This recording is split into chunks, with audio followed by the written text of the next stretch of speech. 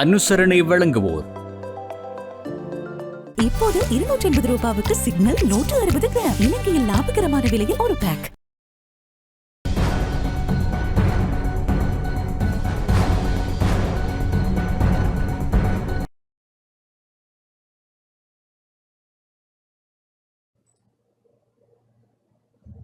வணக்கம். டான் தமிழொலியின் இரவு நேர பிரதான செய்தி அறிக்கையோடு இணைந்திருக்கும் நான் ஜெகநாதன் சஜித். முதலில் தலைப்புச் செய்திகள்.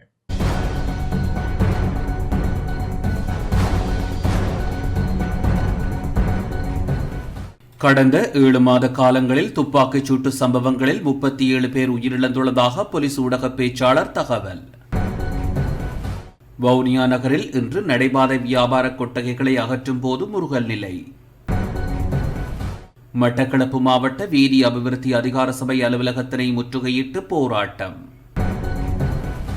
முல்லைத்தீவு ஒதியமலை எல்லை கிராமத்திற்கான பேருந்து சேவை இன்று ஆரம்பம். முன்னாள் அமைச்சர் துமிந்த திசாநாயக்க பிணையில் விடுவிப்பு. கனடிய தூதுவர் எரிக் வோல்ஸ் வடக்கு மாகாண ஆளுநரை சந்திப்பு.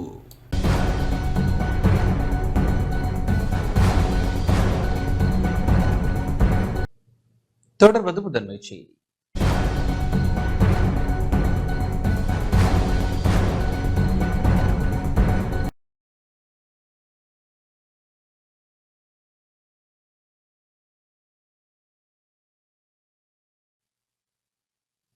கடந்த 7 மாத காலங்களில் துப்பாக்கிச் சூட்டு சம்பவங்களில் 37 பேர் உயிரிழந்துள்ளதாக போலீஸ் ஊடக பேச்சாளர் தெரிவித்துள்ளார். கடந்த 7 மாத காலங்களில் நாடு தழுவிய ரீதியில் 68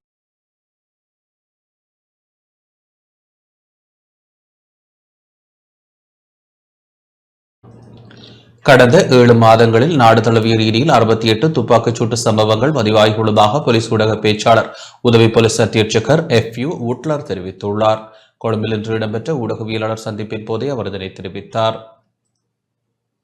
වෙඩිතැබීම් සම්බන්ධයෙන් 2025 ජනවාරි 1 වෙනිදා සිට கடந்த ஜனவரி மாதம் தொடக்கம் கடந்த 13ஆம் தேதி வரையான காலப்பகுதியில் நாடு தழுவிய ரீதியில் 68 துப்பாக்கிச்சூட்டு சம்பவங்கள் பதிவாகியுள்ளன. அவற்றில் 50 துப்பாக்கிச்சூட்டு சம்பவங்கள் ஒழுங்கமைக்கப்பட்ட குற்றவாளிகளுடன் தொடர்புடையவையாகும். ஏனைய 18 துப்பாக்கிச்சூட்டு சம்பவங்களும் தனிப்பட்ட காரணங்களுக்காக இடம்பெற்றுள்ளன. மேற்படி 68 துப்பாக்கிச்சூட்டு சம்பவங்களில் 37 பேர் உயிரிழந்துள்ளனர். அவர்களில் 34 பேர் ஒழுங்கமைக்கப்பட்ட குற்றச்செயல்களுடன் தொடர்புடையவர்களாவர். துப்பாக்கிச்சூட்டில் 39 பேர் காயமடைந்துள்ளனர். அவர்களில் 30 பேர் ஒழுங்கமைக்கப்பட்ட குற்றவாளிகளாவர். மேலும் இந்த துப்பாக்கிச்சூடுகள் தொடர்பில் போலீசார் நடத்திய விசேட நடவடிக்கைகளின் போது T56 ரக துப்பாக்கிகள் 23, கைத்துப்பாக்கிகள் 46 மற்றும் 1165 உள்நாட்டு மற்றும் வெளிநாட்டு துப்பாக்கிகள் கைப்பற்றப்பட்டுள்ளன. 68 துப்பாக்கிச்சூடு சம்பவங்கள் தொடர்பில் துப்பாக்கிச்சூடு நடத்திய 24 பேரும் ஓட்டுநர்களாக செயல்பட்ட 15 பேரும் மற்றும் அவர்களுக்கு ஆதரவளித்த 150 பேரும் கைது செய்யப்பட்டுள்ளனர். මෙම සමස්ත වෙඩිතැබීම් 68න් තුවාලකරුවන් 39 දෙනෙකු වාර්තා වෙලා තියෙනවා. கடந்த 7 மாத காலப்பகுதியில் போதைப் பொருளுக்கு எதிராக முன்னெடுக்கப்பட்ட சுற்றிவளைப்பு நடவடிக்கைகளின் போது 1 லட்சத்திற்கும் அதிகமானோர் கைது செய்யப்பட்டுள்ளதாக போலீஸ் ஊடக பேச்சாளர் தெரிவித்துள்ளார். 2025 අප්‍රේල් මාස 13 සිට பதில் போலீஸ் மாதிபரின் ஆலோசனைக்கமைய கடந்த 3 மாத காலமாக முன்னெடுக்கப்பட்ட போதைப்பொருள் சுற்றிவளைப்பு நடவடிக்கைகளுக்கமைய 302 கிலோகிராம் ஹெரோயின் போதைப் பொருட்களும் 104 கிலோகிராம் ஐஸ் போதைப் பொருளும் 2641 கிலோகிராம் கஞ்சா போதைப் பொருளும் போலீசாரினால் கைப்பற்றப்பட்டுள்ளது. அதற்கமைய 35,442 வழக்குகள் பதிவு செய்யப்பட்டுள்ளன. மேலும் கடந்த ஜனவரி மாதம் தொடக்கம் இம்மாதம் 11ஆம் தேதி வரை நாடு தழுவிய ரீதியில் முன்னெடுத்த விசேட போதைப் பொருள் சுற்றுவளைப்பு நடவடிக்கைகளின் போது 922 கிராம் ஹெரோயின் போதைப் பொருளும் 1386 கிலோகிராம் ஐஸ் போதைப் பொருளும் 10,895 கிலோகிராம் கஞ்சா போதைப் பொருளும் 22 கிலோகிராம் கொக்கைன் மற்றும் 329 கிலோகிராம் ஹேஷ் உள்ளிட்டவை கைப்பற்றப்பட்டுள்ளன. இவைகளுடன் தொடர்புடைய 1,06,000 பேர் கைது செய்யப்பட்டுள்ளனர். පුද්ගලයන් 1,06,000ක්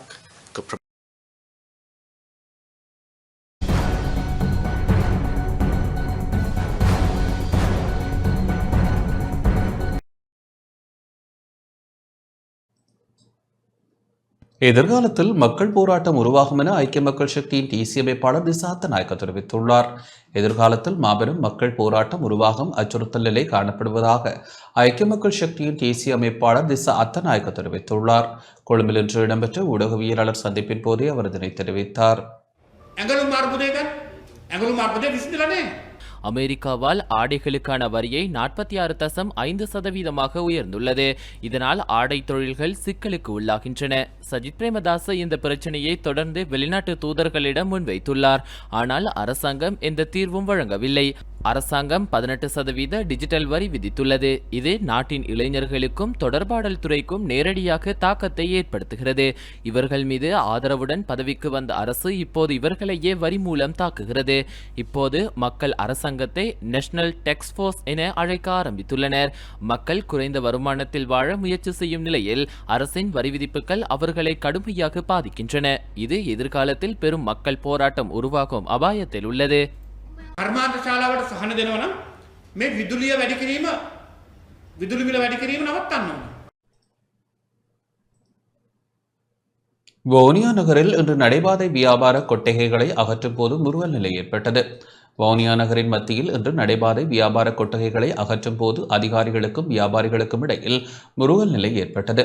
வவுனியா இலுப்பேடி பகுதி மற்றும் வைத்தியசாலை சுற்றுவட்ட வீதியில் நீண்டகாலமாக நடைபாதை வியாபாரிகள் வியாபாரம் செய்து வந்திருந்த நிலையில் வவுனியா மாநகர சபையினால் கடைகளை அகற்றும் நடவடிக்கை இன்று முன்னெடுக்கப்பட்டது. போக்குவரத்திற்கு மற்றும் மக்கள் நடமாட்டத்திற்கு நடைபாதை வியாபாரம் காணப்படுவதாக தெரிவித்து மாநகர சபையினால் கடைகளை அகற்றும் செயற்பாடு முன்னெடுக்கப்படுவதாக மாநகர சபை முதல்வர் எஸ் காண்டிபன் தெரிவித்தார். இதற்கு முன்னதாக குறித்த நடைபாதை வியாபாரிகள் கவனஈர்ப்பு போராட்டம் ஒன்றில் ஈடுபட்டிருந்த போது அங்கு விரைந்த மாநகர சபை உறுப்பினர்கள் மற்றும் உத்தியோகத்தர்கள் போலீசார் விசேட அதிரடிப்படையினர் இணைந்து நடைபாதை வியாபாரத்தை அகற்றும் செயற்பாட்டை முன்னெடுத்தனர். இதன்போது மாநகர சபை முதல்வர் உட்பட உறுப்பினர்கள் மற்றும் போலீசாருடன் வியாபாரிகள் முரண்பட்டுக் கொண்டனர். நீண்ட நேரமாக வியாபாரிகளுக்கும் போலீசார் மற்றும் மாநகர சபை ஊழியர்களுக்கும் இடையில் தள்ளுமுள்ளு ஏற்பட்டதுடன் முரண்பாடும் ஏற்பட்டது. இதன்போது தமக்கான கால அவகாசம் வேண்டும் என வியாபாரிகள் கோரிக்கை விடுத்தனர். எனினும் மாநகர சபை முதல்வர் சு காண்டிபன் ஏற்கனவே போதுமான கால அவகாசம் வழங்கப்பட்டிருந்ததாகவும் ஏப்ரல் மாதத்தோடு இந்த வியாபார நிலையங்களை அகற்றுவதாக தெரிவித்திருந்த போதிலும் அதனை அகற்றாமல் தற்போது 2 மாதங்கள் கடந்த நிலையில் இவ்வாறான நடவடிக்கையை தாம் மேற்கொண்டிருப்பதனால் கால அவகாசம் வழங்க முடியாது என தெரிவித்தார். அதன் பின்னரும் சில வியாபாரிகள் முரண்பட்டுக் கொண்டிருந்த நிலையில் போலீசார் தலையிட்டு கடைகளை அகற்றுமாறு தெரிவித்தனர். அதனையடுத்து வியாபாரிகள் உடன்பாட்டிற்கு வந்து வீதியோரத்தில் போடப்பட்டிருந்த தற்காலிக கொட்டகைகளை அகற்றும் நடவடிக்கைகளை முன்னெடுத்தனர். எங்களை இந்த மாநகர சபை ஆட்சி மாறின உடனே எங்களுக்கு எந்த ஒரு அறிவித்தல் இல்லாமல் ஒரு கடிதம் ஒன்றும் தராமல் எங்களை திடீரென்று உடனடியாக ஒழுங்குமாறு இன்றைக்கு நிற்கிறாங்க. நாங்கள் இதுக்கு முன்னதாக அதாவது கிட்டத்தட்ட இடம்பெற்ற வந்த காலத்திலிருந்து இதில் எங்கள் அண்ணாக்கள் எங்கள் அப்பாக்கள் இந்த இடத்துல தொழில் செஞ்சது. அதுக்கு பிறகு இப்போ நாங்களும் கனகாலமாக தொழில் செய்கிறோம். கிட்டத்தட்ட 6-7 வருஷமா இந்த இடத்துல கடன் மாறி நாங்கள் தொழில் செய்கிறோம். எங்களுக்கு நிரந்தர தீவுதாரம் கட்டித்தாரன்னு சொல்லி டிசிசி மீட்டிங்கில் முடிவெடுத்தது 2-3 முறை முடிவெடுத்து அப்போ இருந்த நகரசபை அதுக்கு சம்மதிச்சது. அதற்கு பிற்பாடு இப்போ இந்த மாநகர சபை வந்த உடனே எங்களை எந்த ஒரு கால அவசியம் இல்லை. நாங்கள் டைம் கேட்டாங்க, அதுவும் தராமல் அதாவது போன செவ்வாய்க்கிழமை சொல்லி இந்த திங்கக்கிழமை உண்மை சொல்லி இன்றைக்கு இந்த கடையை ஆட்டி கொண்டிருக்கிறாங்க. கிட்டத்தட்ட இதில் 55-60 வியாபாரி மாதிரி நாங்கள் இதில் நிரந்தரமாக தொழில் செய்கிறோம். யாருமே வெளிமாட்ட வியாபாரி இல்லை. எங்களுக்கு ஒரு நிரந்தர முடிவு இல்லாமல் இப்போது ஏதோ ஆடு மாடு போல அந்த பொலிசுக்கு முன்னுக்கு போயிட்டு நீங்களும் இடத்தை பிடிச்சி நீங்களே கொட்டிட்டு போட்டு இருக்க சொல்லி இந்த மாநகர சபை எங்களுக்கு சொல்லியிருக்காங்க. அந்த இடத்துல கன பேர் வியாபாரம் செய்ததுக்கு அந்த இடத்துல வியாபாரம் இல்லாமல் எல்லாம் லொஸ்காய் தான் அந்த இடத்தை விட்டு எல்லாம் விலத்தி வந்த இடம். அப்போ சரியான ஒரு நிரந்தரமான இடம் ஒரு 25 வருஷ காலமாகவே வவுனியாவில் அங்காடி வியாபாரிகளுக்கு இடம் ஒன்று ஒதுக்கி தர இல்லை. வவுனியா நகர சபையால் ஒதுக்கி தர இல்லை. இப்போ ஒரு 4-5 வருட காலமாக எங்களை பாராளுமன்ற உறுப்பினர் திலீபன் அவர்கள் எங்களை கூட்டிக் கொண்டு போயிட்டு கச்சேரி மூலமா கதைச்சு அவ்வளவு பெறையும், அதாவது ரோட்டில் வச்சு அராஜகம் செய்யாமல் வடிவா கூட்டிக் கொண்டு போய் இருத்தி இந்த மீட்டிங் கொண்டு வச்சு எல்லாத்தையும் கதைச்சு இந்த ஒரு முடிவு எடுத்து எங்களுக்கு ஒரு 4-5 வருட காலமா எந்த ஒரு இடையூறு இல்லாமல் இந்த தொழிலை வழியா செய்து கொண்டு போய் கொண்டிருந்தோம். ஏலைன் வீதியில நடக்காத எக்ஸிடென்ட் நான் இங்க நடந்து கொண்டிருக்கேன். எக்ஸிடென்ட்ன்றது இந்த இடத்துல எக்ஸிடென்ட் எந்த விதமான இடையூறும் இல்லை பாக்குறாங்க. அப்ப இப்ப சொல்றாங்க அந்த வவுனியா வைத்தியசாலை சுற்றுவட்டாரத்தை கிளியர் பண்ணணும், அந்த இடத்துல ரோட் அபிவிருத்தி செய்யணும்ன்றதுக்காக இவங்களை ஒதுக்கணும். இப்போ ஒரு புதுசா ஒரு கோரிக்கையை வச்சு இந்த ஆட்சிக்கு ஒரு 10 நாள் கூட ஆகல. இவங்க எங்களோட இருக்கிற பழைய கோவங்களோ ஏதோ தெரியல, உடனடியாக இதை அகட்டுங்க என்று சொல்லி போட்டு ஒரு டைம் கால அவகாசம் எதுவுமே தராமலுக்கு அராஜகம் பண்ணி அதை அவங்களா உடைக்கிறாங்க. இப்போ ஒரு அரை மணி நேரத்துக்கு முதல்ல உடைச்சி எல்லாம் இழுத்து பறிச்சு பெரிய பிரச்சனைப்பட்டு எஸ்டிஎஃப் கொண்டு வந்து குமிச்சு போலீஸையும் கொண்டு வந்து இப்போ போலீஸார் அவங்க தான் எங்களுக்கு கதைச்சு சொன்னவங்க, உங்களுக்கு நாங்கள் ஒரு டைம் எடுத்து தரோம், நீங்கள் இந்த மேலே கட்டியிருக்க தரப்பெல்லாம் கலட்டுங்கோ, கலட்டினதுக்கு பிறகு நாங்கள் அந்த அவங்க சொல்ற போலீஸுக்கு முன்னுக்குள்ள இடத்துல போயிட்டு இடம் ஒதுக்கி செய்து தாரோம், செய்து தந்தால்தான் நாங்கள் அதுக்கு போகலாம். இந்த நிலையில் கடைகளை அகற்றும் நடவடிக்கை தொடர்பில் வவுனியா மாநகர சபை முதல்வர் சுகாண்டிபன் கருத்து வெளியிட்டார். இந்த இலிப்பையடி சந்தையில் அமைந்திருக்கின்ற வைத்தியசாலை சுற்றுவட்டத்தில் அமைந்திருக்கின்ற வீதியோர பாதைக்குரிய வியாபார நிலையங்கள் அனைத்துக்கும் எங்களுடைய மாநகர சபையினுடைய நிலங்களான வவுனியா போலீஸ் நிலையத்துக்கு முன்பாக உள்ள நிலம், அதே போன்று எங்களுடைய நகர சபைக்கு முன்பாக உள்ள நிலம், இந்த நிலத்துண்டுகள் அவர்களுக்கு வழங்கப்பட்டிருக்கிறது. அவருடைய வியாபார நடவடிக்கைகளை முன்னெடுப்பதற்காக வழங்கப்பட்டிருக்கிறது. இது நாங்கள் சபை கூடுவதற்கு முதலே எங்களுடைய மாநகர சபையினால் இந்த நிலங்கள் ஒதுக்கப்பட்டதோடு அவர்கள் ஏப்ரல் மாதம் அந்த தங்களுடைய வியாபாரத்தை முடித்து கொண்டு ஏப்ரல் 28ஆம் தேதி தாங்கள் அந்த இடத்திற்கு செல்வதாக கூறியிருந்தார்கள். கூறியதன் அடிப்படையில் இவர்கள் இங்கு தற்காலிகமாக விடப்பட்டிருந்தார்கள். ஆனால் இன்று ஜூலை மாதம் ஆகியும் இன்று வரை அவர்கள் செல்லாமையினால் அவர்களுக்கான இறுதி திகதிகள் கடந்த 12ஆம் திகதி வரை அவர்களுடைய கால அவகாசம் வழங்கப்பட்டிருக்கிறது. வழங்கப்பட்டும் அவர்கள் இந்த அத்துமீறிய செயற்பாட்டை எங்களுடைய மாநகரத்தினுடைய போக்குவரத்துக்கு இடையூறு, எங்களுடைய மாநகர மக்கள் சுதந்திரமாக எங்களுடைய மாநகரத்தில் நடமாடுவதற்குரிய அச்சுறுத்தல், உள்ளூர் பேருந்து சேவைகள் இந்த இலிப்பேடை சந்தையிலிருந்து செல்கிற போது எங்களுடைய மாநகர மக்கள், எங்களுடைய வவுனியா மாவட்ட மக்களினுடைய அதாவது பாதுகாப்பு கேள்விக்குறி, அதே போன்று பெண்கள் சுதந்திரமாக நடமாடக்கூடிய வகையில் இந்த இலிப்பேடி இல்லை. ஒரு மனிதாபிமான அடிப்படையிலும் எங்களுடைய மாநகர மக்கள் பாதுகாப்பாக செல்ல வேண்டும், பாதுகாப்பாக நடமாட வேண்டும் என்கின்ற அடிப்படையில் மாத்திரமே இது அகற்றப்படவில்லை. இவர்களுக்கு தற்காலிகமாக ஒரு இடம் வழங்கப்பட்டிருக்கிறது. அந்த இடத்துக்கு செல்வதற்கான கால அவகாசம் பல தடவைகள் கொடுக்கப்பட்டும் அது உதாசீனப்படுத்தப்பட்டிருக்கிறது. இது கடந்த காலங்களில் இருந்த ஆட்சியாளர்கள் தங்களுடைய அரசியல் நடவடிக்கைகளுக்காக இவர்களை பயன்படுத்தி இருக்கிறார்கள். ஆனால் எங்களை பொறுத்தவரையில் நாங்கள் இவர்களையோ யாரையுமே எங்களுடைய அரசியல் நடவடிக்கை நாங்கள் பயன்படுத்த போவதும் இல்லை.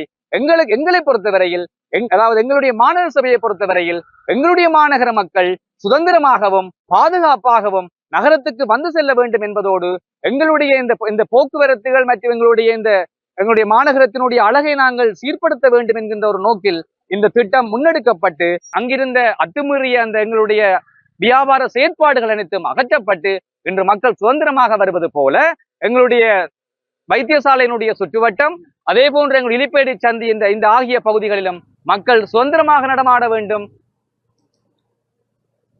வெள்ளையை கட்டுப்படுத்த மருந்து விசிறும் செயற்பாடு இன்று ஆரம்பித்து வைக்கப்பட்டது. வெள்ளையை கட்டுப்படுத்த மருந்து விசிறும் செயற்பாடு இன்று தென்மராட்சி பிரதேசத்தில் ஆரம்பித்து வைக்கப்பட்டது. தென்னை பயிற்சிகை சபையின் ஏற்பாட்டில் சாவகச்சேரி, கோப்பாய், உடுவில், நல்லூர், யாழ்ப்பாணம் ஆகிய பிரதேசத்தில் இன்று தொடக்கம் எதிர்வரும் 27ஆம் தேதி வரை குறித்த நடவடிக்கைகள் இடம்பெற உள்ளது. வெள்ளையை கட்டுப்படுத்த மருந்து விசிறும் செயற்பாட்டிற்காக விவசாயிகளிடமிருந்து ஒரு மரத்திற்கு 100 ரூபாய் வீதம் அறவிடப்படும் என அறிவிக்கப்பட்டுள்ளது.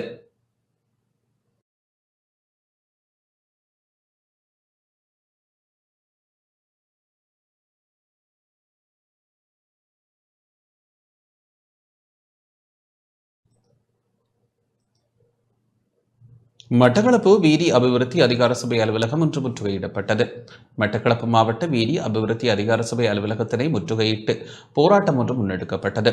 கடந்த 10 வருடத்திற்கு மேலாக வீதி அபிவிருத்தி அதிகார சபையின் வீதி சீரமைப்பு ஊழியர்களாக பணியாற்றும் தற்காலிக நிலை ஊழியர்களே இந்த போராட்டத்தினை முன்னெடுத்தனர். வீதி அபிவிருத்தி அதிகார சபையில் இணைத்துக் கொள்ளும் போது எந்த கல்வித் தகமையும் கோராத நிலையில் இன்று காப்போத சாதாரண தரம் கற்றிருந்தால் மட்டுமே தமது தொழிலை நிரந்தர நியமனத்திற்குள் உள்வாங்க முடியும் என தெரிவிக்கப்பட்டுள்ள நிலையிலேயே போராட்டம் முன்னெடுக்கப்பட்டுள்ளது. இன்றைய தினம் வீதி அபிவிருத்தி அதிகார சபையின் மட்டக்களப்பு மாவட்ட தலைமை காரியாலயத்தில் கல்வி பொதுத்தராதர சாதாரண தரம் உள்ள வீதி அபிவிருத்தி அதிகார சபையின் தற்காலிக கடமையாற்றும் ஊழியர்களுக்கான நேர்முக தேர்வு நடைபெற்ற சம நேரத்தில் போராட்டம் முன்னெடுக்கப்பட்டது. வீதிகளில் கடும் வெயிலுக்கும் மத்தியிலும் மழைக்காலத்திலும் கடுமையான பணிகளை முன்னெடுத்து வரும் தமக்கான நிரந்தர நியமனங்களை வழங்குவதில் கல்வி சான்றிதழ் என்ற விடயத்தினை கொண்டு வந்து தமது உரிமையினை பறிக்கும் முயற்சி முன்னெடுக்கப்பட்டுள்ளதாக ஊழியர்கள் குற்றம் சாட்டினர்.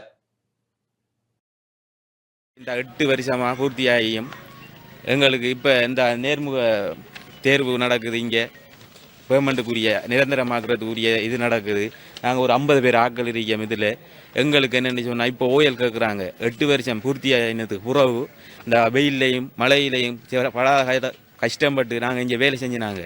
வேலை செஞ்சு போட்டு இப்போ சொல்கிறாங்க என்னென்னு சொன்னால் ஓயல் வேணுமென்று கேட்குறாங்க. நாங்கள் இதுக்கு பிறகு ஓயலுக்கு எங்கே போகிறோம்? எங்களோட 8 வருஷம் எங்களோட இளமையை இதில் இந்த வெயிலில் இந்த ரோட்டில் எங்களோட வாழ்க்கையை சீரழிச்சு இந்த எங்களோட பிள்ளைகளுக்கு ஒரு நிரந்தரமாக ஒரு அங்கர்மா வாங்கி கொடுக்குற அளவுக்கு எங்கள்கிட்ட காசில் 30,000 ரூபா சம்பளத்துக்கு கடந்த ஒரு 6 வருடங்களாக இங்கே ரோட்டில் வேலை செஞ்சிருக்கோம். இன்றைக்கு நிரந்தர நியமனம் கொடுக்கறதுக்கான நேர்முக பயிற்சி நடக்குது.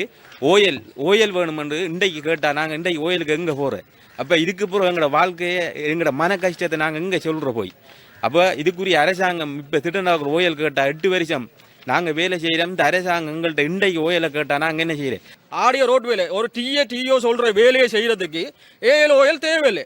9 வருஷ அனுபவம் இருக்கு எங்களுக்கு. 9 வருஷத்தில் நாங்கள் இந்த ஒரு வருஷத்துலையும் இடையில நாங்கள் வேலையை விட்டு போகவும் இல்லை. 9 வருஷம் அனுபவ லெட்டர் மூலமாண்டாலும் எங்களே வேலைக்கு இணைச்சி போட்டு உங்களுக்கு தேவையான ஓயலோ கேளுங்க. எங்களால் ஏண்டளவோ நாங்கள் பார்ட் டைமாக போட்டு நாங்கள் செஞ்சு தரோம். இதை விட்டு போட்டு நீங்கள் எடுத்துட்டு வாங்க அடுத்த தரம் செய்வோம்ன்ற இல்லை. இந்த 9 வருஷம் இதோட 10 வருஷமாக போகுது. 9 வருஷமா நீங்கள் தராது. நீங்கள் இப்படி நாங்கள் முடிச்சுட்டு வந்து திரும்பி இன்னொரு 9 வருஷமா இதே மாதிரி நாங்கள் ரோட்டில் இதே மாதிரி மீடியாவுக்கு முன்னுக்கும் அரசாங்கத்துக்கு நாங்கள் கதைச்சிட்டு இருந்து வேலை இல்லை. நான் ஆர்டிஐயில் 11 வருஷமாக வேலை செய்கிறேன். எனக்கு நிரந்தர நியமனம் கிடைக்கும் என்று சொல்லி கிடைக்கல. என்னென்று சொன்னால் 4-5 ஜனாதிபதி மாறித்தாங்க, இன்னும் கிடைக்கிறதில்ல. ஆர்டிஐயில் சேர்ந்ததுக்கு ஒரு 2 கேணி ஆப்ரேஷன் செஞ்சுருக்கு. காணல்றதும் ரோட்டு கூட்டுறதும் இப்படியே 7 மணியிலிருந்து பின்னர் 5 மணிக்கு வரைக்கும் பிரஷை தள்ளி பார்த்தா தான் தெரியும். சில ஆக்களுக்கு விளக்கம் விளங்காது. முல்லைத்தீவு ஒதியமலை எல்லை கிராமத்திற்கான பேருந்து சேவை இன்று ஆரம்பித்து வைக்கப்பட்டுள்ளது. கிளிநொச்சி முதல் முல்லைத்தீவு ஒதியமலை எல்லை கிராமத்திற்கான பேருந்து சேவை இன்று ஆரம்பித்து வைக்கப்பட்டுள்ளது. முல்லைத்தீவு மாவட்டத்தின் தமிழர்களது பூர்வீக எல்லை கிராமங்களில் ஒன்றான ஒதியமலை கிராம மக்களின் போக்குவரத்து பிரச்சினை இன்று தீர்த்து வைக்கப்பட்டுள்ளது. ஒதியமலை கிராமத்தில் இருந்து இன்று போக்குவரத்து சேவை ஆரம்பித்து வைக்கப்பட்டது. ஒதியமலை கிராமம் முதல் கிளிநொச்சி வரையான வழித்தட அனுமதி பத்திரம் உள்ள தனியார் பேருந்து நீண்ட காலமாக ஒதியமலை கிராமத்திற்கு சேவையை வழங்குவதில்லை. குறிப்பாக கிளிநொச்சியிலிருந்து ஒட்டசுட்டான் வரையிலேயே இந்த போக்குவரத்து சேவை இடம்பெற்றது. இவ்வாறு ஒதியமலை கிராமத்திற்கான வழித்தட அனுமதி பத்திரம் இருந்தும் நீண்ட காலமாக தமது கிராமத்திற்கு பேருந்து சேவை முன்னெடுக்கப்படாமல் தொடர்பில் பல தடவைகள் உரிய தரப்பினரிடம் கிராம மக்களால் முறைப்பாடுகள் மேற்கொள்ளப்பட்டன. இருப்பினும் இந்த விடயம் தொடர்பில் தீர்வு காண்பதற்கு உரிய தரப்பினரால் நடவடிக்கை எவையும் மேற்கொள்ளப்படாத நிலை காணப்பட்டது. இதனால் ஒதியமலை கிராம மக்கள் மற்றும் ஒதியமலையிலிருந்து வெளியிடங்களுக்கு பாடசாலைகளுக்கு செல்லும் மாணவர்கள் போக்குவரத்து இடர்பாடுகளுக்கு முகம் கொடுத்து வந்தனர்.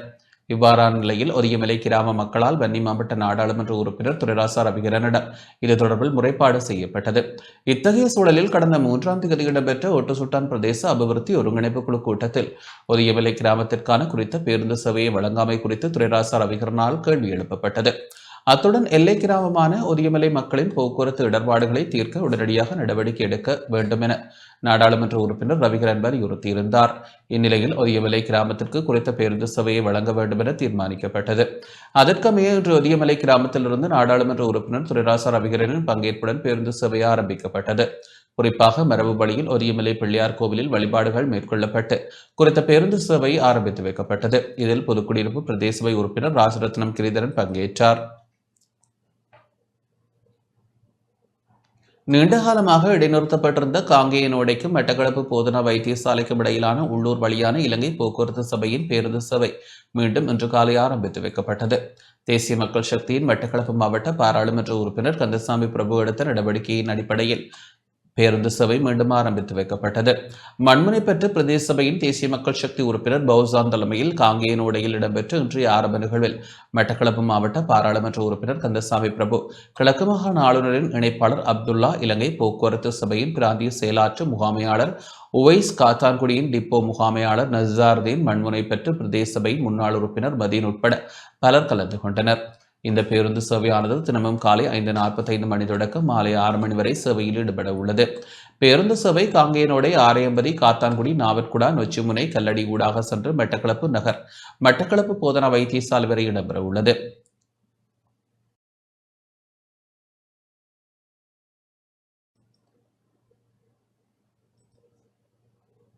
திருகோணமலையில் சம உரிமை இயக்கத்தின் ஏற்பாட்டில் கையெழுத்து போராட்டம் இடம்பெற்றது.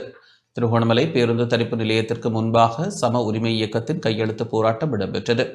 இன்னுமொரு அடக்குமுறை சட்டம் வேண்டாம், பயங்கரவாத தடை சட்டத்தை ரத்து செய், காணாமலாக்கப்பட்ட அனைவருக்கும் இப்போதாவது நீதி வழங்கு, அனைத்து தேசிய இனங்களுக்கும் சம உரிமைகளை உறுதி செய்யும் புதிய அரசியலமைப்பிற்காய் போராடுவோம் உள்ளிட்ட கோரிக்கைகளை முன்வைத்து எதிர்ப்பு பதாகையில் கையெழுத்திடும் போராட்டம் முன்னெடுக்கப்பட்டது. இதனை சம உரிமை இயக்கம் ஏற்பாடு செய்தது. அரசாங்கத்திற்கு அழுத்தம் கொடுக்கும் இக்கையெழுத்து போராட்டத்தில் அதிகளவான பொதுமக்கள் ஆர்வத்துடன் கையெழுத்துக்கள் இட்டதையும் காண முடிந்தது.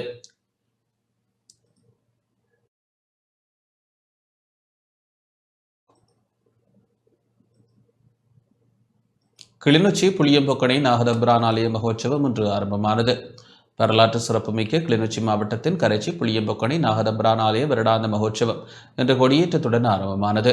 தொடர்ச்சியாக திருவிழாக்கள் இடம்பெற்று எதிர்வரும் 23ஆம் திகதி தேர் திருவிழா இடம்பெற உள்ளது. மறுநாள் 24ஆம் திகதி ஆடி அமாவாசை அன்று தீர்த்தோற்சவம் இடம்பெற்று உற்சவம் நிறைவடைய உள்ளது.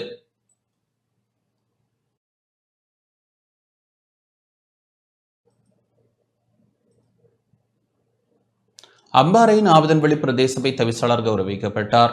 அம்பாறை நாவிதன்வெளி பிரதேச சபை தவிசாளர் இந்திரன் ரூபசாந்தரை சம்மாந்துறை வலயத்திற்குட்பட்ட நாவிதன்வெளி கோட்ட பாடசாலைகளின் அதிபர்கள் பிரதி அதிபர்கள் சந்தித்து கௌரவித்தனர். தவிசாளர் பொன்னாடை போர்த்தி மாலை அணிவித்து கௌரவிக்கப்பட்டதுடன் நாவிதன்வெளி கோட்ட பாடசாலை நலன் சார்ந்து விசேட கலந்துரையாடல் இடம்பெற்றது.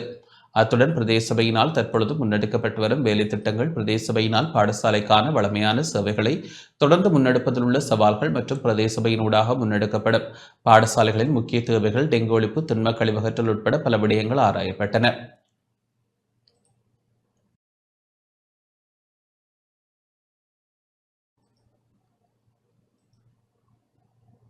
புதிய கல்வி சீர்திருத்தம் தொடர்பில் பிரதமரின் பங்கேற்புடன் திருகோணமலையில் கலந்துரையாடல் இடம்பெற்றது. 2026ஆம் ஆண்டு முதல் நடைமுறைப்படுத்தப்பட உள்ள புதிய கல்வி சீர்திருத்தங்கள் தொடர்பாக மாகாண, பிராந்திய மற்றும் பிரதேச மட்டத்திலான கல்வி மற்றும் நிர்வாக அதிகாரிகளுக்கு தெளிவுபடுத்தும் கிழக்கு மாகாணத்திற்கான விழிப்புணர்வு கலந்துரையாடல் நேற்று கிழக்கு மாகாண கல்வி திணைக்கள கேட்போர் கூடத்தில் பிரதமர் ஹரணி அமரசூரிய தலைமையில் இடம்பெற்றது. இதில் கிழக்கு மாகாண ஆளுநர் ஜெயந்தலால் ரத்னசேகர, வெளிவிவகார மற்றும் வெளிநாட்டு வேலைவாய்ப்பு பிரதி அமைச்சர் அருண் ஹேமச்சந்திரா, திருகோணமலை மாவட்ட நாடாளுமன்ற உறுப்பினர் ரோஷான் அக்மீமென, திருகோணமலை மாவட்ட நாடாளுமன்ற உறுப்பினர் குகதாசன் ஆகியோர் கலந்து கொண்டனர். தற்போதைய கல்வி முறையில் மாற்றம் தேவை எனவும் பாடசாலைகளின் உட்கட்டமைப்பு அபிவிருத்தி செய்யப்பட வேண்டும் எனவும் பிரதமர் குறிப்பிட்டார். ஆசிரியர், அதிபர் மற்றும் கல்வி நிர்வாக வெற்றிடங்கள் தொடர்பாக அடையாளம் காணப்பட்ட பிரச்சினைகள் காணப்படுவதாகவும் அவை தீர்க்கப்பட வேண்டும் என்றும் இந்த கல்வி சீர்திருத்தத்தை தனியாக பார்க்காமல் முழுமையான செயல்முறையாக பார்க்க வேண்டும் எனவும் பிரதமர் மேலும் தெரிவித்தார். இந்த புதிய சீர்திருத்தங்களை வெற்றிகரமாக செயற்படுத்துவதற்கு ஆசிரியர்கள் மட்டுமல்ல, நிர்வாகத்துறை மற்றும் பெற்றோர்களின் ஆதரவும் அவசியம் என அவர் மேலும் குறிப்பிட்டார். புதிய கல்வி சீர்திருத்தத்தின் ஊடாக மேற்கொள்ளப்படும் பாடத்திட்ட திருத்தங்கள், மதிப்பீடு மற்றும் மதிப்பீட்டு முறை, உட்கட்டமைப்பு வசதிகளை அபிவிருத்தி செய்தல், ஆசிரியர், அதிபர் மற்றும் நிர்வாக கல்வி வெற்றிடங்களை குறைத்தல், மாகாண சபைகளுக்கு மத்திய அரசாங்கத்திற்கு இடையிலான முறையான ஒருங்கிணைப்பு, மாகாண சபை மட்டத்தில் நிலவும் பிரச்சினைகளுக்கு தீர்வு வழங்குதல் போன்ற விடயங்கள் குறித்தும் கலந்துரையாடப்பட்டது.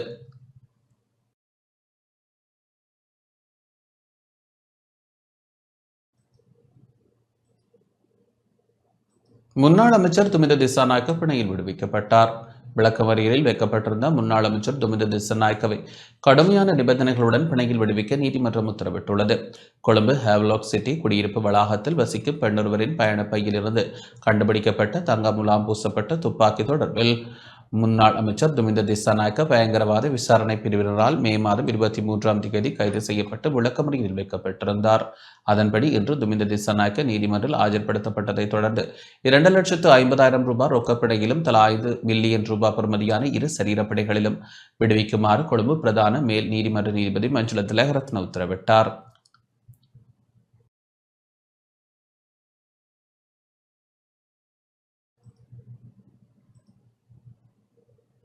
நீர்ப்பாசனம் என்பது மரபு ரீதியானது என அமைச்சர் KT லால்காந்த் தெரிவித்துள்ளார். நீர்ப்பாசனத்திற்கும் விவசாயத்திற்கும் கலாச்சார தொடர்பு உள்ளதாக நீர்ப்பாசனத்துறை அமைச்சர் KT லால்காந்த் தெரிவித்துள்ளார். பாரி மஹிம எமது உரிமை எனும் நிகழ்வில் கலந்து கொண்டு உரையாற்றிய போதே அவர் இதனை குறிப்பிட்டார். මෙතන ඉන්න කාටත් අදහසක් තියෙනවා සබහා ධර්මය කියලා කිව්වම මොකක්ද? நீர்ப்பாசனத்திற்கும் விவசாயத்திற்கும் கலாச்சார தொடர்பு உள்ளது. கலாச்சாரம் என்பது இயற்கையால் பெறாத மனிதன் உருவாக்கிய ஒவ்வொன்றையும் குறிக்கிறது. அதாவது மரபுகள், வழிபாடுகள் உள்ளிட்டவை அதில் உள்ளடங்கும். அவை அனைத்தும் நாம் உருவாக்கியவையாகும். ஆகவே நாம் கலாவாவி மற்றும் நீர்ப்பாசனம் என்பனவற்றை மரபு ரீதியாகவே பார்க்கின்றோம். நீர்ப்பாசன அமைப்புகள் இயற்கையுடன் இணைந்து உருவாக்கப்பட்ட மனித முயற்சிகளாகும். உணவுக்காக மனிதன் இயற்கையுடன் இணைந்து பல வசதிகளை உருவாக்க வேண்டியிருந்தது. இதனால் தான் உணவு கலாச்சாரம் உருவானது. வாவிகள், அணைகள், கிணறுகள் போன்றவை இயற்கை வளங்களை அடிப்படையாக கொண்டு மனிதன் உருவாக்கியவை. இவை மனிதர்கள், விலங்குகள், தாவரங்கள், இயற்கையாகிய அனைத்தையும் பாதுகாக்கும் வகையில் அமைக்கப்பட வேண்டும். කොයි දෙයකටත් කලින් ආහාර ඕනනේ. සියලු සත්ත්වයන්ට අපි ආමුදුනේ. ඒකනේ ප්‍රමුඛ. கனடிய தூதுவர் எரிக் வோல்ஸ் வடக்கு மாகாண ஆளுநரை சந்தித்துள்ளார். இலங்கைக்கான கனடிய தூதுவர் எரிக் வோல்ஸிற்கும் வடக்கு மாகாண ஆளுநர் நா வேதநாயகனுக்கும் இடையில் இன்று யாழ்ப்பாணத்தில் உள்ள ஆளுநர் செயலகத்தில் சந்திப்பு இடம்பெற்றுள்ளது. இலங்கையிலிருந்து அடுத்த மாதத்துடன் தனது பணியை நிறைவு செய்து திரும்ப உள்ளதாக கனடிய தூதுவர் தெரிவித்தார். இதுவரை கனடிய தூதுவர் வழங்கிய ஒத்துழைப்புகள் மற்றும் கனடிய அரசாங்கம் மேற்கொண்ட உதவிகளுக்கு ஆளுநர் நன்றி தெரிவித்தார். வடக்கு மாகாணத்தில் வன்னி பிராந்தியத்தில் காணி தொடர்பான பிணக்குகள் அதிகளவில் உள்ளமையை சுட்டிக்காட்டிய ஆளுநர் போர் காரணமாக ஆவணங்கள் அழிவடைந்தமை இதற்கு பிரதான காரணம் என தெரிவித்தார்.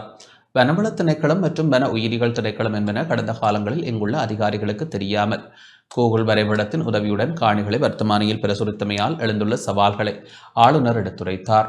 இதற்கு தற்போதைய அரசாங்கம் எடுத்துள்ள நடவடிக்கைகள் குறித்து ஆளுநர் கனடிய தூதுவருக்கு விவரித்தார். இந்த திணைக்களங்களால் வடக்கு மாகாணம் மாத்திரமல்லாமல் ஏனைய பிரதேசங்களிலும் பாதிப்புகள் உள்ளதாக அறிந்திருப்பதாக கனடிய தூதர் பதிலளித்தார். 2019 ஆண்டு காலப்பகுதியில் வடக்கு மாகாணத்தில் ஆரம்பிக்கப்பட்ட வீட்டுத் திட்டங்கள் இடைநடுவில் உள்ளமையால் மக்கள் இன்னமும் பாதிப்பை எதிர்கொள்கின்றனர் என சுட்டிக்காட்டிய ஆளுநர் மக்கள் அதனை முழுமைப்படுத்துவதற்கு உதவி தேவை என கோரிக்கை விடுத்தார். பெண் தலைமைத்துவ குடும்பங்கள் உற்பத்தி முயற்சிகளில் ஈடுபடுகின்றன எனவும் அவர்கள் வெளிநாடுகளுக்கு ஏற்றுமதி செய்யக்கூடிய வகையில் வாய்ப்புகளை உருவாக்கி கொடுப்பதற்கு உதவிகள் தேவை எனவும் ஆளுநர் சுட்டிக்காட்டினார். வடக்கு மாகாணத்தில் விவசாயம் மற்றும் கடல் உற்பத்தி பொருட்களை பெறுமதி பொருட்களாக மாற்றும் தொழிற்சாலைகளை அமைப்பதற்கு கனடிய மக்களை ஊக்குவிக்க வேண்டும் என ஆளுநர் கோரிக்கை முன்வைத்தார். வடக்கில் அமைக்க திட்டமிடப்பட்டுள்ள முதலீட்டு வலயங்களின் முன்னேற்றம், யாழ்ப்பாணம் சர்வதேச விமான நிலைய விரிவாக்கம் உள்ளிட்ட விடயங்கள் தொடர்பில் கனடிய தூதுவர் கேட்டறிந்து கொண்டார். இந்த சந்திப்பில் ஆளுநரின் செயலாளர் மு நந்தகோபாலன் மற்றும் ஆளுநரின் இணைப்பு செயலாளர் ஆகியோர் பங்கேற்றனர்.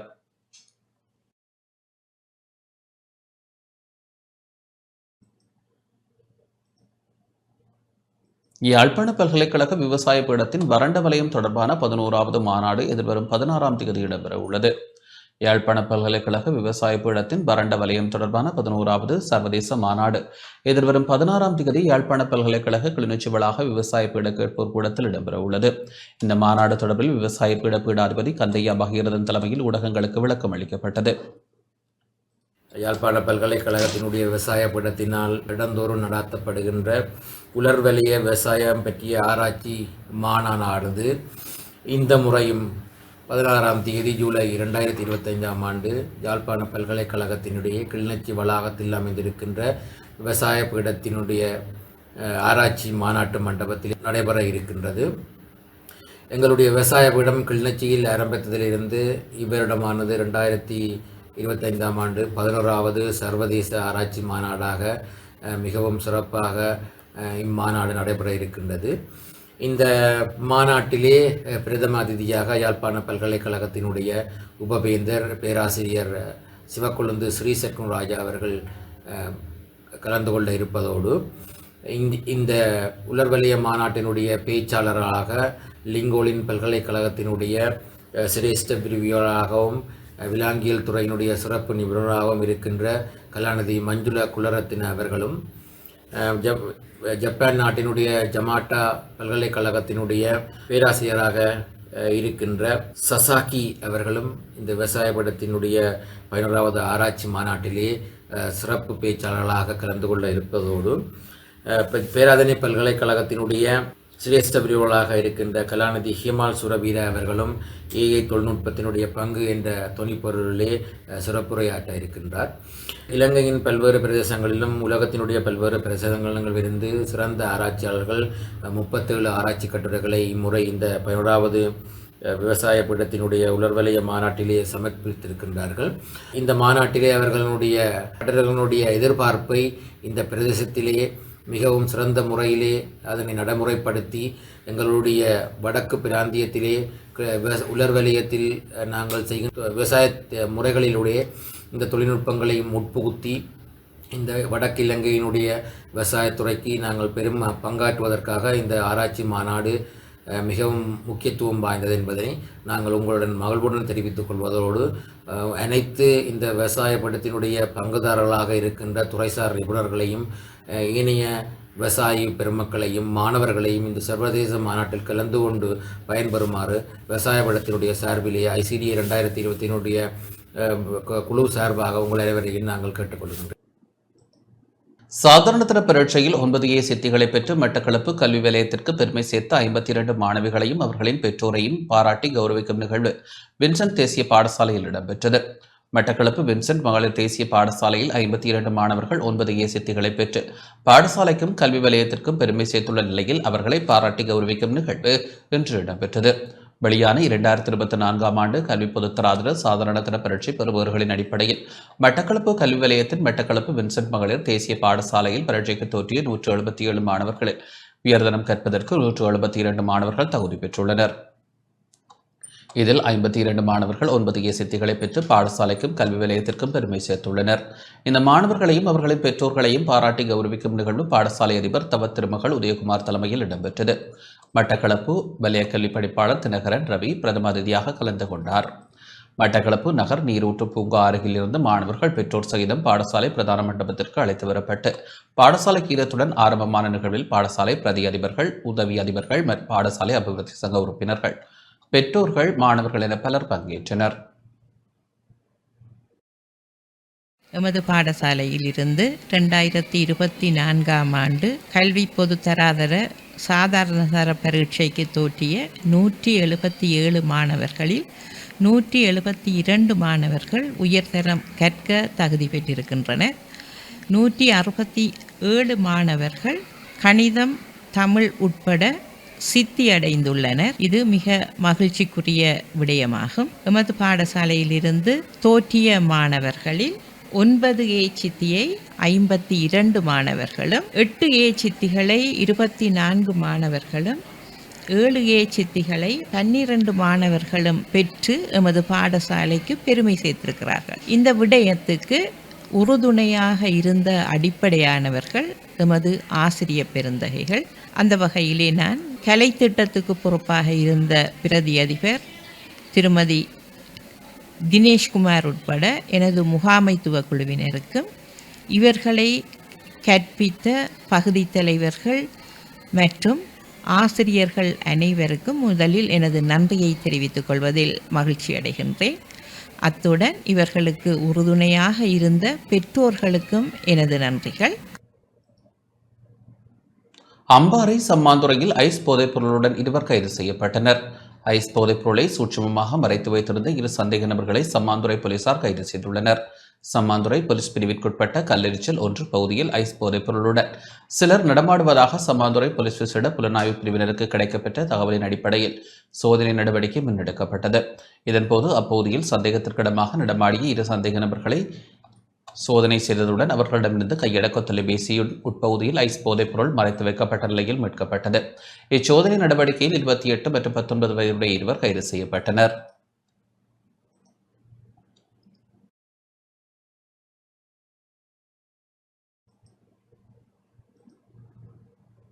திருகோணமலை ஜமாலியா பகுதியில் தீப்பரவல் கட்டுப்பாட்டிற்குள் கொண்டு வரப்பட்டுள்ளது.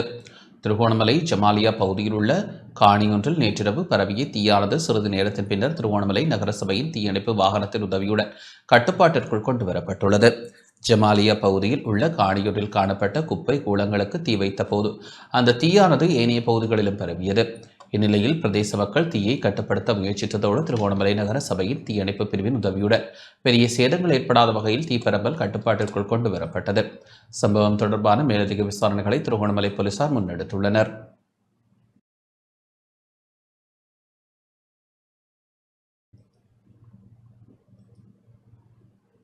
வீதியோர குழந்தைகளுக்கு நாளை முதல் உதவி வழங்கப்பட உள்ளதாக அமைச்சர் சரோஜா சாவித்ரி போல்ராஜ் தெரிவித்துள்ளார். நிறுவன பராமரிப்பு பாதுகாவலரின் கீழ் உள்ள குழந்தைகள் மற்றும் வீதியோர குழந்தைகளுக்கு 5000 ரூபாய் உதவித்தொகை வழங்கும் திட்டம் நாளை முதல் ஆரம்பிக்கப்படும் என மகளிர் மற்றும் சிறுவர் விவகார அமைச்சர் சரோஜா சாவித்ரி போல்ராஜ் தெரிவித்துள்ளார். அரசாங்க தகவல் திணைக்களத்தில் இன்று இடம்பெற்ற ஊடக சந்திப்பில் அவர் இதனை தெரிவித்தார். ඇත්තටම අද අපි මේ මාධ්‍ය සාකච්ඡාවේදී බලාපොරොත්තු වෙන්නේ හෙට දිනයේ இந்த திட்டத்தின் மூலம் 9191 குழந்தைகள் பயனடைவார்கள். நிறுவன பராமரிப்பு அல்லது பாதுகாவலரின் கீழ் உள்ள குழந்தைகள் மற்றும் வீதியோர குழந்தைகளுக்கு மாதாந்தம் 5000 ரூபாய் உதவித்தொகை வழங்க ஏற்பாடுகள் செய்யப்பட்டுள்ளன. குறித்த 5000 ரூபாய் கொடுப்பனவு நாடு முழுவதும் உள்ள 306 குழந்தை அபிவிருத்தி நிலையங்களில் உள்ள 9191 குழந்தைகளுக்கு வழங்கப்படும். குழந்தைகளுக்கு வழங்கப்படும் உதவித்தொகைகளில் 3000 ரூபாய் குழந்தைகளை பொறுப்பேற்றுள்ள நிறுவனங்களின் பராமரிப்பிற்காக வழங்கப்படும். இந்த திட்டத்திற்காக வரவு செலவு திட்டத்திலிருந்து 1000 மில்லியன் ரூபாய் நிதி ஒதுக்கப்பட்டுள்ளது. අයවැය යෝජනාව ක්‍රියාත්මක කිරීමේ වැඩසටහනක් හැටියට තමයි මේ ගිණුම හෙට ආරම්භ වෙන්නේ. பாடசாலை மாணவர்களிடையே கையெடுக்க தொலைபேசி பாவனையை தடை செய்ய வேண்டும் என கோரி வடபிரதேச நல்லொழுக்க சம்மேளனம் ஜனாதிபதிக்கு கடிதம் அனுப்பியுள்ளது. பாடசாலை செல்லும் மாணவர்களிடையே கையெடுக்க தொலைபேசி பாவனையை தடை செய்ய வேண்டும் என கோரி வடபிரதேச நல்லொழுக்க சம்மேளனத்தினால் ஜனாதிபதி அனுர்குமார் திசாநாயக்கவிற்கு கடிதம் அனுப்பி வைக்கப்பட்டுள்ளது. நாட்டில் தற்பொழுது புகைப்பொருள் பாவனை குறைந்து இருப்பதை காணக்கூடியதாக உள்ளது. ஆனால் போதைப்பொருள் பாவனை அதிகரித்து செல்வதை காணக்கூடியதாக உள்ளது. இதனை கட்டுப்படுத்துவதற்கு நாம் பாடசாலை மட்டத்திலும் கிராமங்களிலும் செயற்பட்டு வருகின்றோம். ஆனால் போதைப்பாவனை குறைவடைவதை காணக்கூடியதாக தெரியவில்லை. இதனால் கூடுதலாக பாதிப்படைவது இளம் சந்ததியினர் என்பதுடன் குறிப்பாக மாணவர் சமுதாயமாகும்.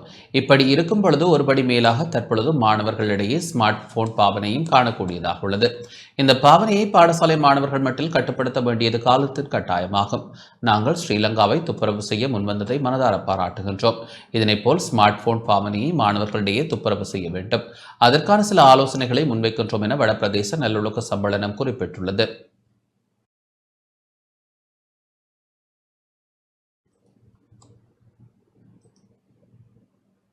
யாழ்ப்பாணம் வெட்டுக்கோட்டை இந்து கல்லூரியில் ஊடக கண்காட்சி இன்று இடம்பெற்றது. யாழ்ப்பாணம் வெட்டுக்கோட்டை இந்து கல்லூரியில் நிஜமும் நிழலும் இதழ் வெளியீட்டு விழா ஊடக கண்காட்சியும் இன்று இடம்பெற்றது.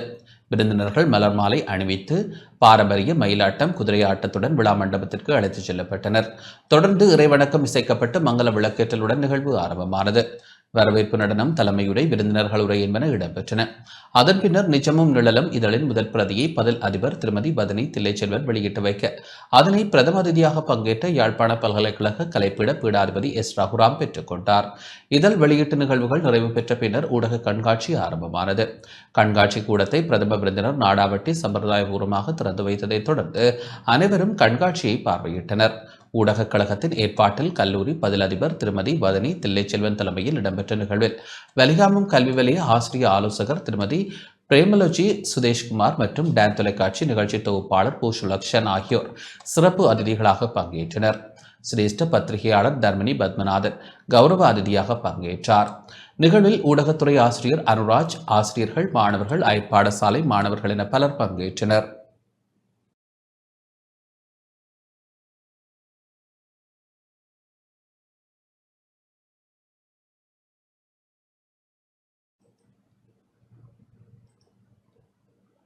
மட்டக்களப்பில் விசேட வாகன புகை பரிசோதனை இன்று முன்னெடுக்கப்பட்டது.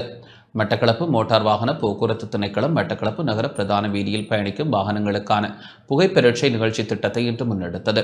மட்டக்களப்பு மோட்டார் வாகன போக்குவரத்து திணைக்களம் மோட்டார் வாகன பரிசோதகர் KKNM குணத்திலக தலைமையில் மத்திய சுற்றாடல் அதிகார சபை அளவைகள் நிறுவன திணைக்களம் மற்றும் மட்டக்களப்பு போலீஸ் வாகன போக்குவரத்து பிரிவு ஆகியன இணைந்து வளிமாசடைவதை குறைத்தல் மற்றும் வாகனத்திலிருந்து வெளிவருகின்ற புகையினால் ஏற்படும் அசௌகரியங்கள் மற்றும் விளைவுகளை தடுப்பதோடு வாகன சாரதிகள் வாகனங்களை முறையாக பயன்படுத்தி வீதிகளில் பயணிப்பதற்கான விழிப்பூட்டலை வழங்கும் நோக்கில் இந்நிகழ்ச்சி திட்டம் மேற்கொள்ளப்படுகின்றது. தலைமை மோட்டார் வாகன போக்குவரத்து திணைக்கள வாகன புகை பரீட்சத்தல் நிகழ்ச்சி திட்ட தொழில்நுட்ப உதவியாளர் NMM மர்சூரின் ஒருங்கிணைப்பில் இந்த நிகழ்ச்சி திட்டம் இடம்பெற்றமை குறிப்பிடத்தக்கது.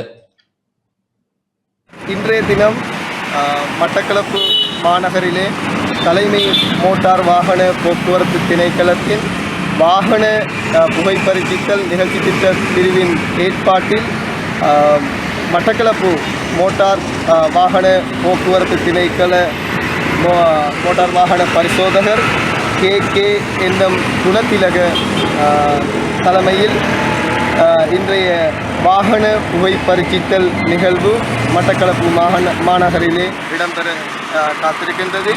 இந்நிகழ்வின் மூலமாக இந்த மாநகரை வழி மாசடைவதிலிருந்து தவிர்த்து கொள்வதற்காக வேண்டியும் வாகனத்தினை ஒழுங்காக பராமரிக்க வேண்டிய ஒவ்வொரு கடமைப்பாடும் சாரதிகளுக்கு இருக்கின்றது. அந்த அடிப்படையிலே ஒவ்வொரு மாதமும் இவ்வாறான நிகழ்வுகள் எமது பிரதேசத்திலே இடம்பெற காத்திருக்கின்றது என்ற நற்செய்தியையும் நாங்கள் இந்த இடத்திலே கூறிக்கொள்ள கடமைப்பட்டிருக்கின்றோம்.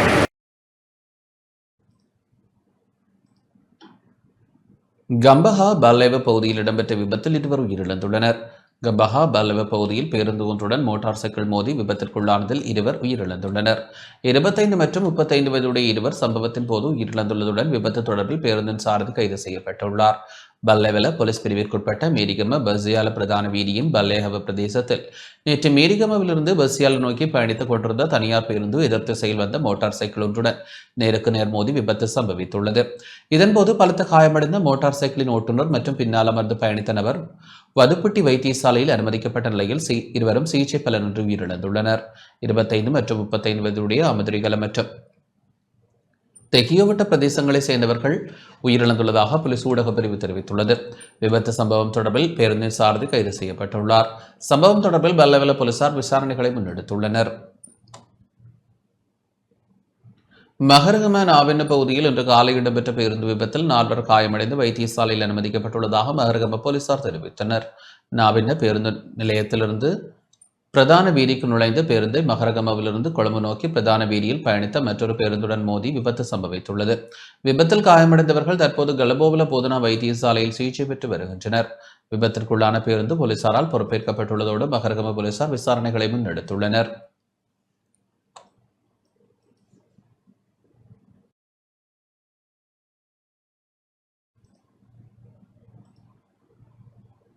வடக்கு மாகாண இடமாற்ற கொள்கையை வினைத்திறனாக மாற்றியமைப்பதற்கு வடக்கு மாகாண ஆளுநர் தலைமையில் இடம்பெற்ற கூட்டத்தில் தீர்மானிக்கப்பட்டுள்ளது. வடக்கு மாகாண ஆளுநர் வேதநாயகன் தலைமையில் இலங்கை ஆசிரியர் சபை சங்கம் மற்றும் இலங்கை அதிபர் சபை சங்கம் ஆகியவற்றின் பிரதிநிதிகளுடனான கலந்துரையாடல் ஆளுநர் செயலகத்தில் நேற்று இடம்பெற்றது. இதன்போது வடக்கு மாகாண இடமாற்ற கொள்கையை வினைத்திறனாக மாற்றியமைப்பதற்கும் ஆசிரியர் இடமாற்றங்களை தாமதமின்றி நடைமுறைப்படுத்துவதற்கும் தீர்மானம் மேற்கொள்ளப்பட்டது. ஆசிரியர் இடமாற்ற சபையால் பதிவு செய்யப்பட்ட இயங்கு நிலையில் உள்ள தொழிற்சங்கங்களுக்கு மாத்திரம் அனுமதி வழங்க வேண்டும் எனவும் அனுமதியற்ற தொழிற்சங்க பிரதிநிதிகள் இடமாற்ற சபையில் இடம்பெற்றிருந்தால் அதனூடாக வழங்கப்படும் இடமாற்றம் சட்ட ரீதியாக சவாலுக்கு உட்படுத்தப்படும் அபாயம் உள்ளதாகவும் பிரதியமைச்சர் மஹிந்த ஜெயசிங்க சுட்டிக்காட்டினார்.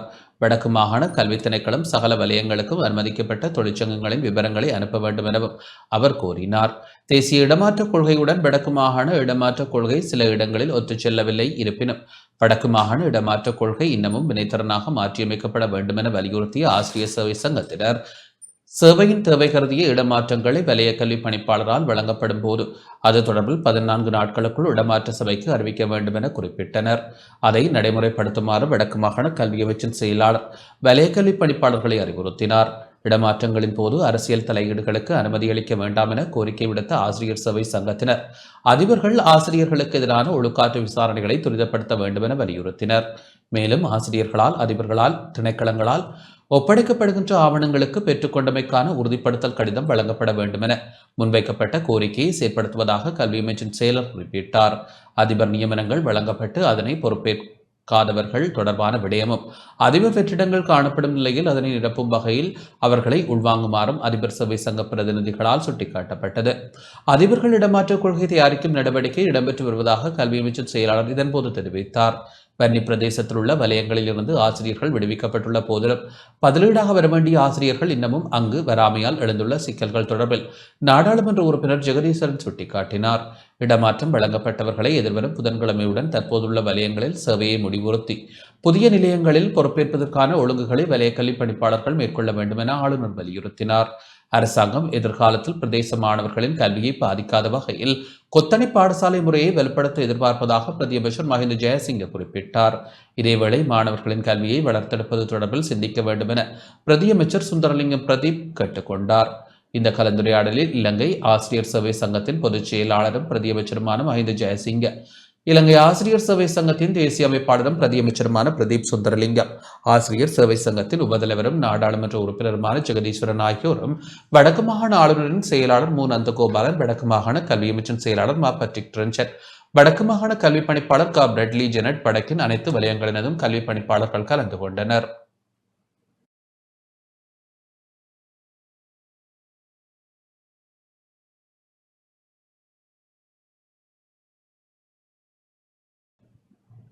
இத்துடன் இந்த செய்தி அறிக்கை நிறைவடைகின்றது. வணக்கம்.